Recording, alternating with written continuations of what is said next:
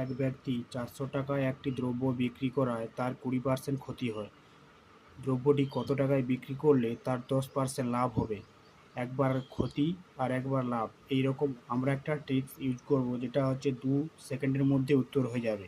আমাদের টাকা আছে 400 টাকা, গুণিতক একবার লাভ হয়েছে 10% লাভ। টোটাল টাকা যদি আমার 100 হয়, তার 10% লাভ, অতএব 100 প্লাস 10।